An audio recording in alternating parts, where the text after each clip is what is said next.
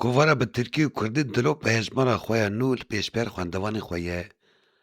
Kovarê niha hejmara xwe ya çil û çaran a mehên gelawêj, rezber, kewçera 2026an pêşkêşê xwendevanê xwe kir.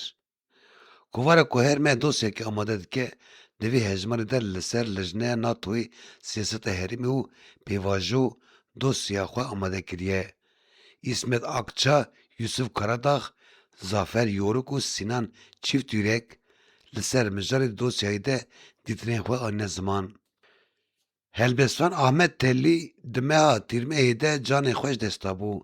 Nivîskar Vejdî Erbay bi sernavê Şîirlerî ve Yoldaşlığıyla Ahmet Tellî nivîsek li ser Tellî nivîsandiye. Lalî din Eskerê Bûyîk li ser Cigerxwîn, Hazal Kar jî li ser Gulîzarê nivîsandiye. Li ser sînemayê du nivîs derketine pêş. Jivan Zekeriya Aydogan bi Kurdî ji ber ku sînema li wir e nivîsa xwe pêşkêş kiriye.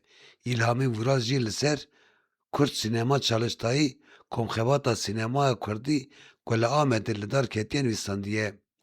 Ji bilîvan Fewzî Bilge, Ömer Leventoğlu, Cîhan Roj, Aydın Karatay, Haşim Yetîm, Me Ender Ondeş bi nivîsên xwe ket dane vî hejmarê.